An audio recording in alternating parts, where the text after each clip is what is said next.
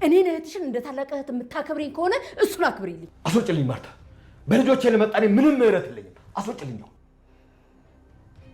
እባክህ ደረጀ ተረጋጋለሽ። አንቺም ከኔ ባልሽ ከበለጠብሽ እሄድላችኋለሁ። እሺ እስኪ ነገም አልጠብቃለሁ። አዎ ቶሎ በይ ውጪልን። እሺ በዚህ በሩን ይከፍትልሻል። አዎ ሂጂልን። አዎ ሂጂልን በቃ።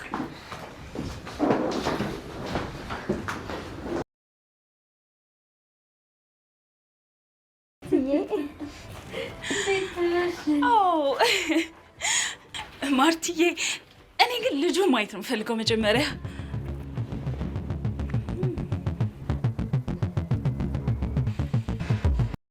የደፈረሰው ጠራ፣ የተደበቀው ተገለጸ፣ የተቀበረው ተወሳ። እጅግ የሚያሳዝነው ነገር የወይዘሮ ማርታ እህት መድኃኒት የራሷን ትዳር ሳታስተካክል የሰው ትዳር ለመበጥበጥ መታለች። ሰላምና መድኃኒት ተፋጠጡ። እውነታው የሚገለጽበት ቀን ደርሷል። ጋሽ ደረጀ ጭንቀቱ ከአቅም በላይ ሆኗል። መድኃኒት ዳጣና ውሃ ይመሳሰላሉ። ማርትዬ ዓይንሽን ግለጭ ስትል በይፋ ተናገረች። በትዳሬ ውስጥ አስተያየት የመስጠት መብት የለሽም።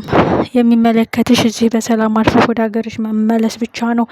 በልጆቼ ልትነኪብኝና ልገፈትርብኝ አትችይም። ውሃ ሲያዩዋት የምታሳሳ ፍቅር የምታስይዝ ልጅ እየሆነች አንቺ ግን ገፍትረሽ ጣልሻት። ሲጀመር በልጆቼ መተሽብኛል። ብዙ ጊዜ ታግሼሻለሁ፣ ብዙ ጊዜ አልፌሻለሁ። በዓይኔ በብረቱ እያየሁሽ ውሃዬን ስገፊያት ዝም ብዬሻለሁ። መድኃኒት ከመስመር እያለፍሽ መላቅጥ አሳጥቶሻል ሲል አስጠነቀቃት። ከስህተቷ የማትመለሰው መድኃኒት አንድና አንድ የራሷን ትዳር ሳታስተካክል የሄዷን ትዳር ልትበጠብጥ ጫፍ ደርሳለች።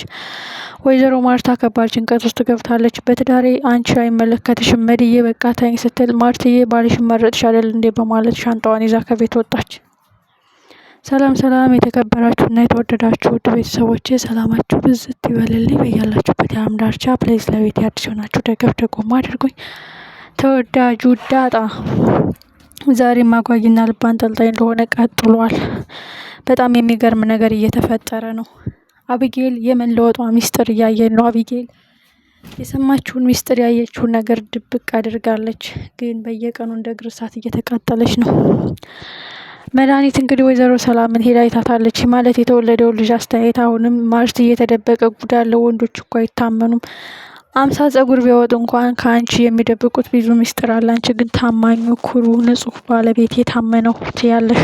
አንቺ ግን ጉድሽን አላወቅሽ እያለች ሌላ መዘዝ ልታመጣ ነው።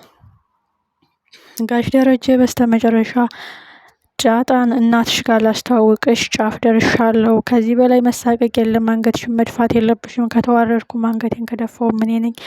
የእኔ ስህተት ነው እንጂ አንቺ ጥፋት አይደለም ሲል ለዳጣ የምስራቹን ነገራት። ግን እንዴት የሚለው ጥያቄ ነው።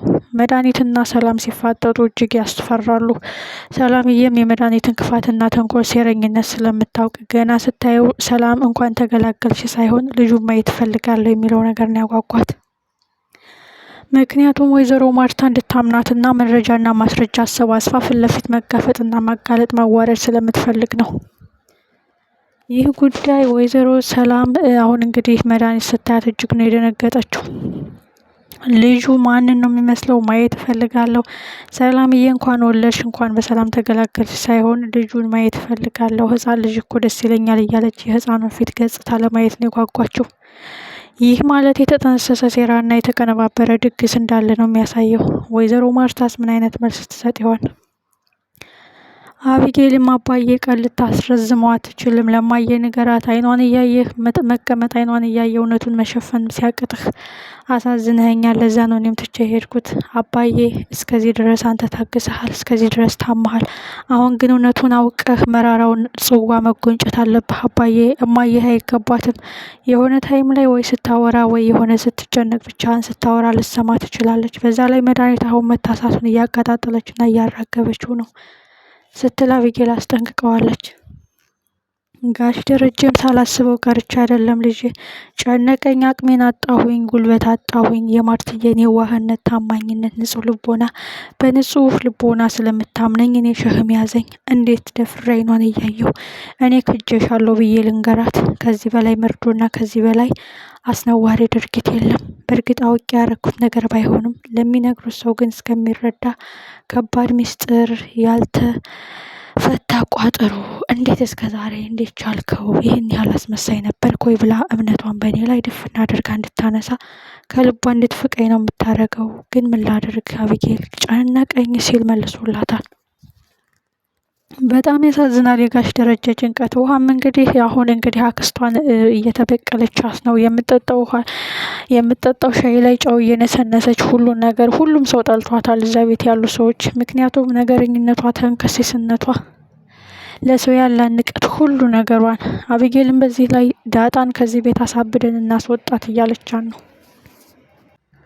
ዳጣን ከዚህ ቤት አሳብደን ማስወጣት አለብን። ናታንን ደግሞ አንቺ ታፈቅሪዋለሽ አውቃለሁ አቢጌል፣ አይንሽን እያየሽ እንዴት ከኋላሽ መታ ተወስዳታለች? የምታውቂው ሚስጥር አለ እንዴ? እስኪ ንገሪ ብትላትም አቢጌል ግን ውስጧ እየተመዘመዘ ዝምታዋን መርጣለች። በዚህ በኩል የአባቷ ውርደት አሳፋሪ ነገር ያናድዳታል፣ በዚህ በኩል እናቷ ሚስጥሩን አለማወቅ ያበሳጫታል።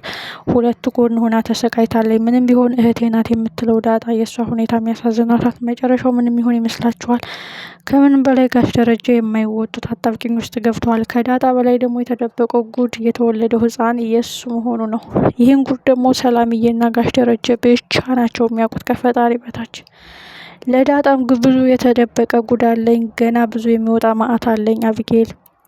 የአንቺን ነገር ብታውቅም እኔ ግን በውስጥ የቀበርኩት ፈጣሪና እኔ ብቻ የምንነጋገርበት ጥብቅ ሚስጥር አለ። ዳጣ እንዲሁ በቀላሉ የሚነገር መዘዝ አይደለም። ኧረ ተይኝ ልጄ፣ ውርደቴና አሳፋሪ ስራዬ ተገልጾ አያልቅም ሲል ለዳጣ ነግሯታል። ትልቁ ጉዳይ ግን እናትሽን ቤት ድረስ አምጥቼ አስተዋውቃታለሁ ያለች ነው።